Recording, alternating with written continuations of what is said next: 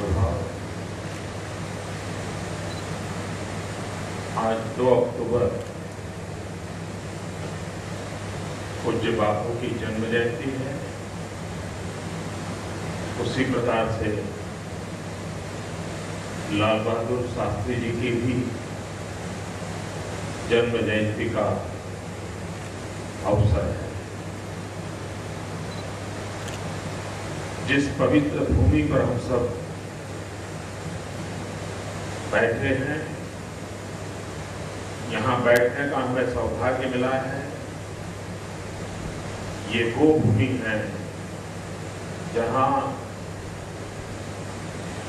एक इंसान का नहीं, एक युग का जन्म हुआ था। और जो युग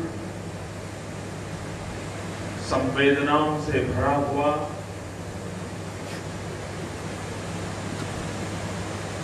स्वतंत्रता के लिए जीवन भर संघर्ष करने वाले और जिनके लिए आजादी ये सिर्फ राजनीतिक व्यवस्था का हिस्सा नहीं था, जिनके लिए आजादी एक आध्यात्मिक अवस्था का नाम था, जिन्होंने आजादी को एक आध्यात्मिक रूप में स्वीकार किया था, वैसे महात्मा पूज्य बापू, उनको आज हम श्रद्धांजलि दे रहे हैं। कभी कभी लगता है कि पूज्य बापू को उत्तम से उत्तम श्रद्धांजलि क्या हो सकती है। हम कुछ कर सके या न कर सके, हम सामान्य लोग हैं।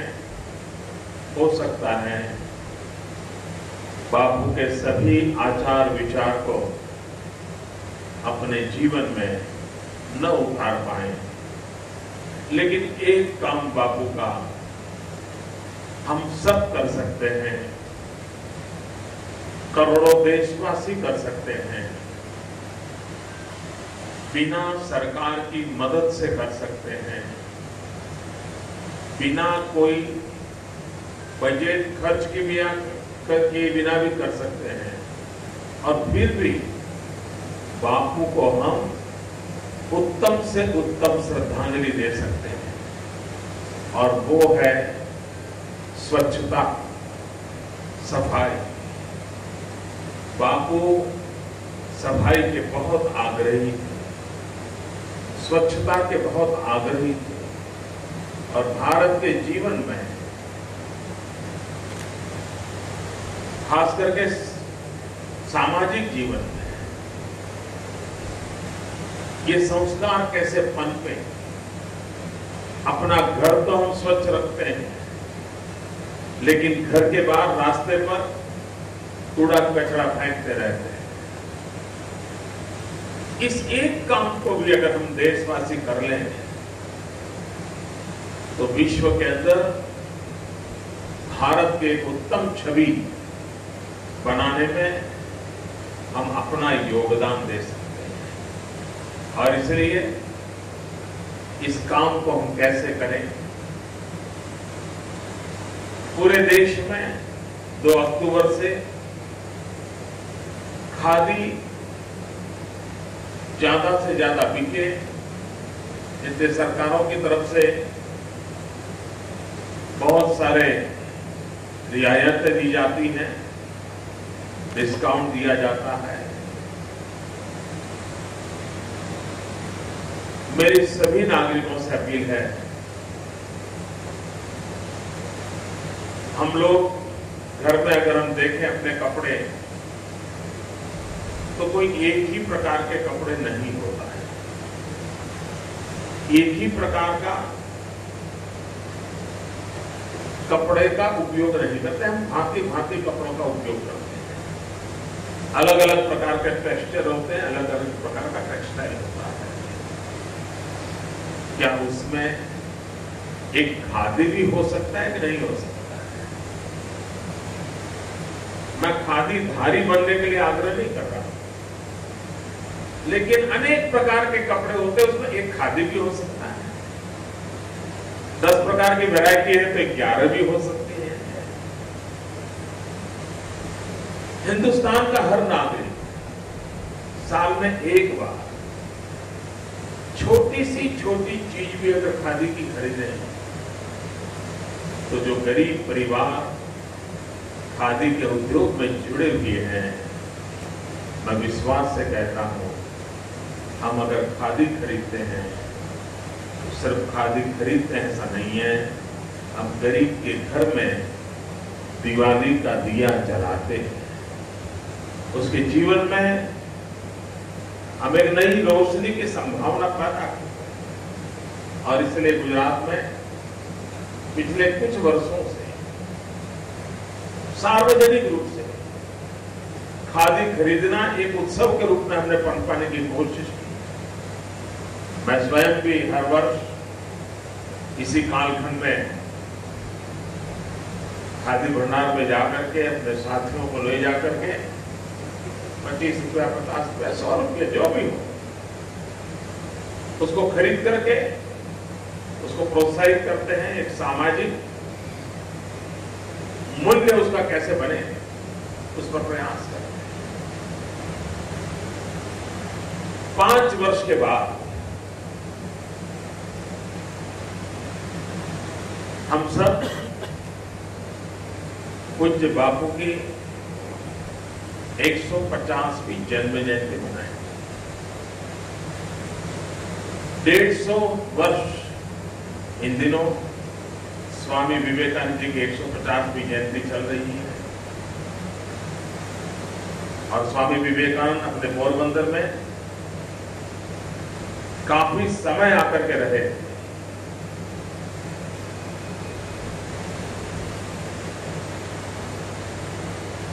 जरूर इस भूमि से विवेकानंद जी को नई प्रेरणा, नई शक्ति मिली होगी, जिस भूमि पर बापू का जन्म हुआ था। 5 साल बाद बापू के 150 वर्ष, क्या कभी हम सोच सकते हैं कि सिर्फ हिंदुस्तान की सीमाओं में नहीं, पूरे विश्व में, हर देश में, हर जाति में, हर समाज में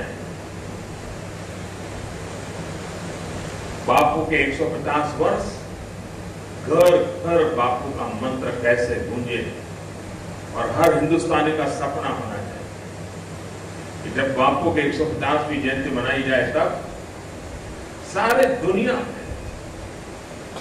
बापू के माध्यम से मानव जात के वर्तमान संकटों से मुक्ति का रास्ता हम कैसे दिखाएं,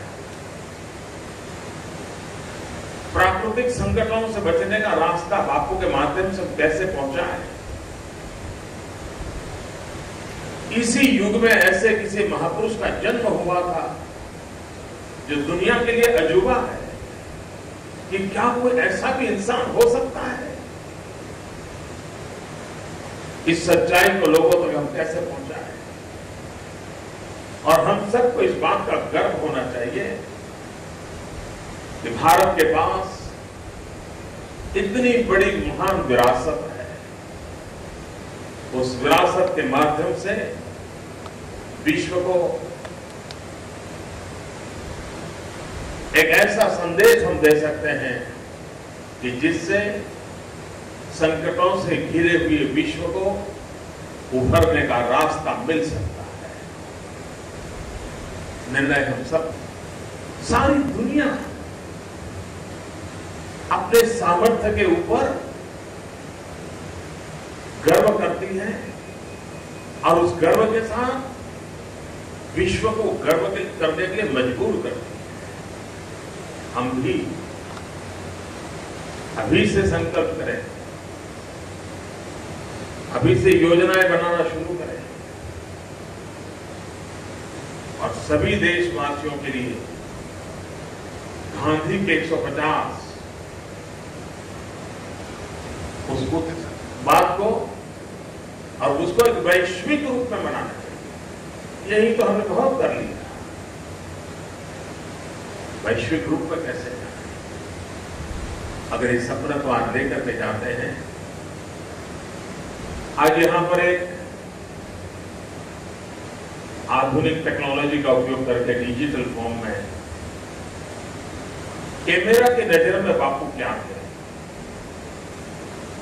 उस युग में इतने आधुनिक कैमरा नहीं थे, उतनी सुविधाएं भी नहीं, लेकिन उस समय जिन जिन कैमरा पर काम करने वाले लोगों ने बापू को अपने कैमरे में कैद किया, वो अमूल्य खजाना कैमरा की नजरों में बापू, ये सीडी आज लोकार्पण करने का अवसर मिला है। डिजिटल युग है और बापू आधुनिकता और वैज्ञानिकता के पुरस्कार थे। बापू कभी आधुनिकता और वैज्ञानिकता का विरोध नहीं किया। तो ये डिजिटल फॉर्म में कैमरा में कैद हुए बापू आने वाली पीढ़ियों की नजरों में एक नई उम्मीद जगाएंगे, ऐसा मुझे विश्वास है। क्योंकि आज पूरा विश्व डिजिटल की दुनिया से जुड़ता चला जा रहा है, तो गांधी भी क्यों अछूते रहने चाहिए। एक अच्छा काम आज यहां हुआ है। दूसरा आपने देखा दो तस्वीरें, कईयों को होता होगा, यहां तो तस्वीरें थी, तो आज मोदी जी ने क्या इसका ओपनिंग किया। 2001 में पहली बार मुख्यमंत्री बना। 2002 में जब मैं यहां 2 अक्टूबर के किसी समारोह में आया था, और तब ध्यान में आया था कि जो चित्र थे बहुत ही जर्जरित, बहुत खराब हो चुके हैं। तब मन में विचार आया था कि क्यों न इसको कुछ किया जाए। यही पोरबंदर के सपूत चित्रकार नारायण भाई खैर ने उन चित्रों को बनाया था। और 1950 में सरदार वल्लभ भाई पटेल ने उन 2 चित्रों को यहां रखा था, उसका लोकार्पण किया। लेकिन इतने सालों में वो खराब हो गए थे। उसको बड़ौदा इस विषय के जो ज्ञाता लोग हैं उनको सुपुर्द किए थे, और इतने वर्ष तक यहां डुप्लीकेट रखा था, ओरिजिनल निकाल दिए थे।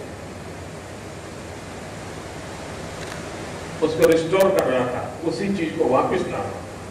तो आधुनिक टेक्नोलॉजी, कला, बड़ौदा में उसकी भरपूर कोशिश की। और आज नारायण भाई खैर ने पोरबंदर के एक सपूत ने, चित्रकार ने जो चित्र बनाए थे, आज दोबारा उसको आप सबके चरणों सामने प्रस्तुत करते हुए हमें गर्व होता है। और हमने विरासत के प्रति हम बहुत ही संवेदनशील होने चाहिए, बहुत ही उसके प्रति हमारा लगाव होना चाहिए। एक भी चीज इसको हमने हल्का फुल्का नहीं लेना चाहिए। और मुझे बचपन से इस चीज के संस्कार मिले थे। मेरा जन्म हुआ वड़नगर में। वड़नगर बड़ी ऐतिहासिक नगरी है। आनंदपुर किसी समय एक स्टेट कैपिटल हुआ करता था। तो हम जब छोटे थे तो हमारे एक शिक्षक का बड़ा आग्रह रहता था। वो कहते थे आप कहीं पर भी जाते हो और किसी पत्थर पर कुछ लिखा हुआ नजर आए, कोई कलात्मक कुछ काम किया हुआ नजर आता है, भले वो टूटा फूटा है, आप उसको उठा करके स्कूल जरूर ले आए। और हम बच्चों को स्कूल में आदत हो गई थी, कहीं पर भी जाते थे ऐसे ही कोई उस पर नक्शी काम किया हुआ पत्थर दिखता था, उठा के ले आते। एक कोने में ढगला ढेर करते रहते थे और वो फिर समझाते थे कि देखिए भाई ये छोटी चीज नहीं है, इसमें कोई पत्थर 2000 साल पुरानी कोई कला का नमूना होगा, भले वो एक टुकड़ा ही होगा। ऐसा पत्थर आता है कि जिसमें एक उंगली दिखती होगी और कुछ नहीं दिखता होगा, लेकिन हो सकता है सब इकट्ठा करेंगे तो एक बार उसमें से जोड़ करके पुरानी चीजों को हम पुनर्जीवित कर सकते हैं। एक मेरे शिक्षक ने बचपन में हमें जो सिखाया, तब से मेरे मन में रहा है कि हमारे पास ये जो विरासत है, चाहे वो पत्थर के रूप में क्यों ना हो, चाहे वो शब्द के रूप में क्यों ना हो, चाहे वो स्वर के रूप में क्यों ना हो, चाहे वो स्मृति के रूप में क्यों ना हो, चाहे वो व्यक्ति के रूप में क्यों ना हो, चाहे वो विचार के रूप में क्यों ना हो, इन सब का महामूल्य होता है। उसको संभालना चाहिए, उसको जीने की कोशिश करनी चाहिए, उसको जानने की कोशिश करनी चाहिए, और आने वाली पीढ़ी को वो संक्रमित करने का भी प्रयास होना चाहिए। एक पीढ़ी को नई पीढ़ी को देना चाहिए। अब देखिए, वेद संक्रमित हुए। वेदों की रचना कोई कागज कलम पर नहीं हुई। एक पीढ़ी ने वेद तैयार किए, दूसरी पीढ़ी को सिखाए, दूसरी ने तीसरी को सिखाए। पाठ करते करते करते हजारों साल से उसी तात्विक सामर्थ्य के साथ वेद आज भी हमारे यहां पहुंचे हैं। तो किसी ने इसके लिए प्रयास किया। हमारा दुर्भाग्य रहा है कि हम लोग हिस्ट्री कॉन्शियस नहीं है। हम इतिहास के प्रति उदासीन होते हैं। हम चीजों को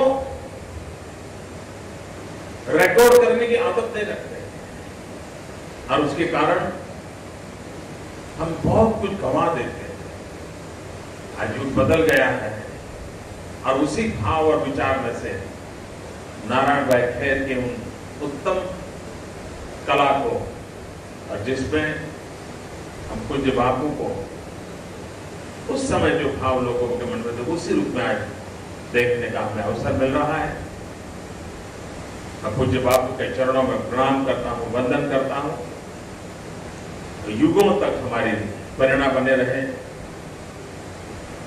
मानवीय संस्कारों के लिए उनका दर्शन, उनका जीवन, उनका काम, उनकी कार्यशैली हम सबको सदा सर्वदा प्रेरणा देती रहे। इसी एक प्रार्थना के साथ फिर एक बार पूज्य बापू के चरणों में नमन करता हूं। पूज्य बापू ये चिंतन स्वरोजगार उत्तम